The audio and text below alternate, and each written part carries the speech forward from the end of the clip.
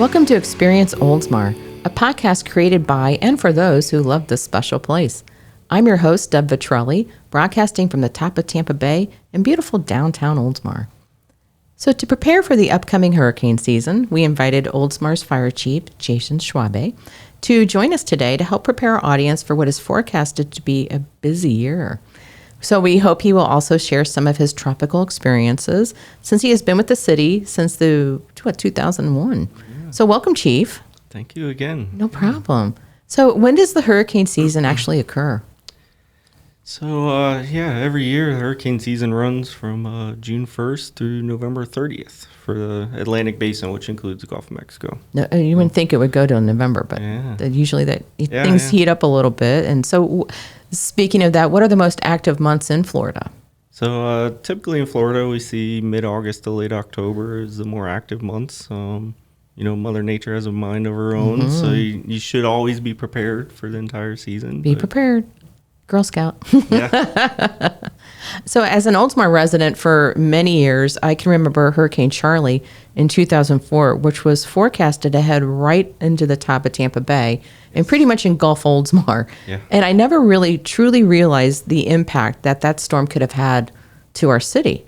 If it had hit Oldsmar, what would have happened to the community? Yeah, there certainly could have been some, widespread flooding and damage across the city. Charley made landfall as a Category 4 hurricane, which is a very strong hurricane. Mm-hmm. Brings a lot of storm surge capability with it. Oldsmar is a low-lying city, so it could have caused some havoc there with the flooding. One thing I think Charley did highlight was the need to be prepared and not rely on that center of the track. Charley made kind of a quick hard right there at the end. Oh, I'll never forget that. Yeah. I was at my dad's house in Dunedin watching Steve Jervey, and all of a sudden he goes, "Oh my God, it shifted." Yeah. And it just goosebumps. It just made a hard right into, it was Punta Gorda that it actually impacted. And the sheriff's office actually did a presentation. You could just see that the street signs were blown away. They had, and this before almost like GIS was out. So people having a hard time to actually find where the heck are we? No homes, everything was gone. Yeah, certainly, presents a challenge for first responders and everybody else responding after that storm. So. At least you got a little better equipment now, Yeah. So are there any other past tropical experiences since you've been with Oldsmar that may have had you a little concerned? Yeah, I think, Irma in 2017 was certainly on track to enter Tampa Bay again directly. Yeah. Yep. And that was a Category 3 hurricane, which still has some pretty strong winds and brings a lot of storm surge with it. So, that's one that was certainly concerning. Yeah, but speaking of history, this is the 100th year of the 1921 hurricane that almost pretty much decimated Oldsmar in good portion. So I think it had a 14-foot storm surge. So if people can visualize that out in our viewing audience and listening audience, how high would that have been? Yeah, so, like we said, not Florida, but Oldsmar is a low-lying, waterfront community. And so 14 feet, the fire station's actually 14 feet elevation. So everything else, kind of south of that is lower. So certainly down in this area downtown, you're looking south at 8-9 feet of water. Yeah.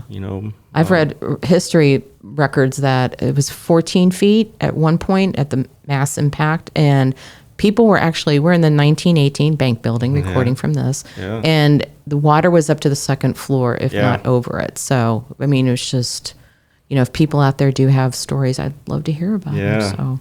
Yeah. And so, speaking of preparedness, so each year, Pinellas County releases their annual hurricane guide. And I know they're preparing for the final version for the 2021 issue, which will be distributed by staff of fire rescue or fire department to various locations across the city. So where can our listeners actually pick up a copy of this guide? Yeah, so we try to have them available in most city buildings. So City Hall, Fire Station, the library, Cypress Forest Rec Center. You can certainly pick one up in any of those locations. Cool. And Gulf I think gets some too. Yeah, out in Gulf. So we, they have a clubhouse there, so have it available so they can get one right there in their own neighborhood. Oh, cool. So what type of information is contained inside? Excuse me. There's all kinds of helpful I bet there is. Yeah. So, provides you with some information on how to stay informed with Alert Pinellas, evacuation procedures, how to prepare a hurricane kit, shelter options and instructions, just really what to expect before, during, and after a storm. So it's a multitude of information. I got last year's guide here. Look at for the that. camera. You are prepared. Yeah. So the county does a great job putting that together. Yes, they do. And I think they put that on their website too. So yes, they do.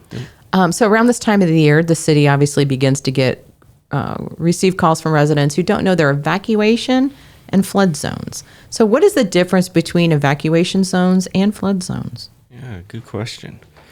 So an evacuation zone is really based on those tropical events, so tropical storms and hurricane scenarios.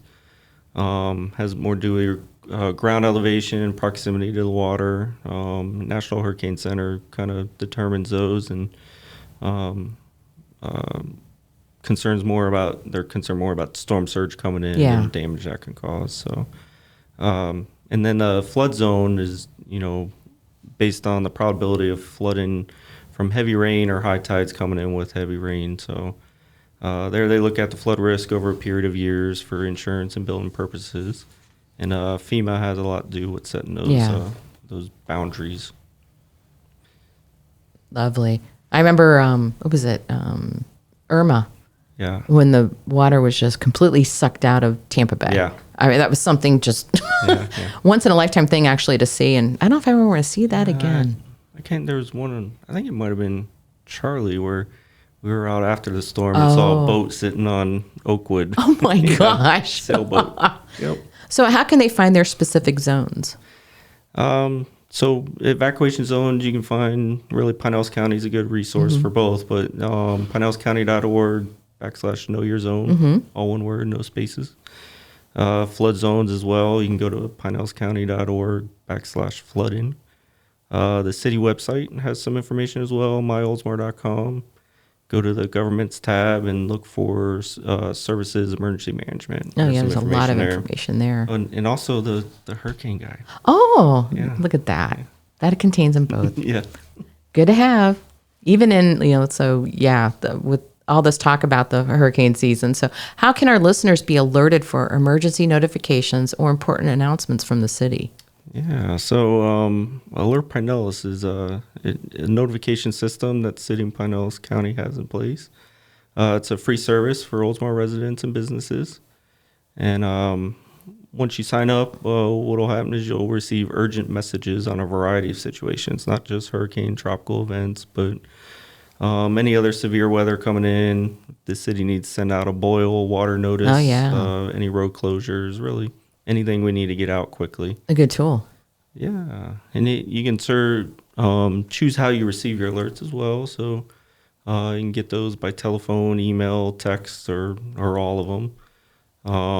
You can also enter up to 5 locations that are located in Pinellas County. So if you wanted to receive alerts about your home, business, maybe a loved one's nursing home, your kid's school, you can sign up for all those. Yeah. And you don't sign up for once, and it's so once you sign up once and designate those areas, you're ready to go. And like you said, it's free. Yep, free. It's for me. So this is a really good time also to talk about having a go bag and supply kits. Just to be prepared for the hurricane season. Sure. So what type of stuff should people have in their bags and kits? Yeah, so the Division of Emergency Management, they have a list that they recommend to supply your disaster kit with, and things like battery operated radio, flashlights. You want some extra batteries for those items. First aid kit, other materials that you might need, and you want to plan for at least 7 days with whatever you're putting in that kit. You should also think about, water, clothing, medications, cash. No, cash is king. Things you might need when electricity's down. So Yeah, you don't think about that. Yeah. And the Hurricane Guide does have a pretty comprehensive list as well. Aw. Does it include a manual can opener? It does. That's vital. It does. You can't be pounding that with a rock out there. If you're hungry, you'll find a way. No doubt. What type of emergency plans should people actually have? Yeah, so you want to, make sure you have a plan for your family and for your work. And if you have any pets, you want to make sure you have a plan in place Yeah, don't think about the for pets. them as well. There's a website, ready.gov, that you can visit that has resources to get you started on your list and, things that you need to think of to create your plan. Some good resources. Yeah. Good to know. Oh. It's the lightning round. Yeah. So, Chief, what are you currently reading? So I just started actually here with the city employees. As you know, we have a Learning Leaders book club, looking at leadership books. And one that was mentioned the last time was Strength-Based Leadership. Okay. So that's actually Chief O'Neill left that on the shelf when he left. So I thought it'd be a good idea to read it. That's a good one. Yeah. Did you do the test yet? I have not. Okay, that's the fun part. Yeah. So what is your favorite item in your emergency supply kit? Don't say pudding. Yeah. I'm gonna go with my my handy crank radio the city gave us. It's a radio, flashlight, and a phone charger. Lovely. Yeah. I gotta find mine. I don't know where to put it. So, and finally, tornado or hurricane? Oh, that's a tough one. Which one you would rather? Or? Yeah. I think tornadoes are so sudden. They're a little scarier. So they cause a lot of damage quickly, and you usually don't have a lot of time to prepare for them. It's true. Remember that water spout in 2013? Yeah. Oh my gosh. Yeah. So I think, you can prepare for a hurricane. You can. And I agree with that too. Yeah. So yes. So, well, my goodness. Thank you, Chief, for being our guest on our podcast. Special thanks to our awesome engineer, Mark McGinley. Be sure to follow and like the City of Oldsmar on Facebook, Twitter, and Instagram. To find our list of podcast segments, visit experienceoldsmar.com. I'm your host, Deb Vitrelli. Until next time, I invite you to check out all the great things you can do to truly experience Oldsmar.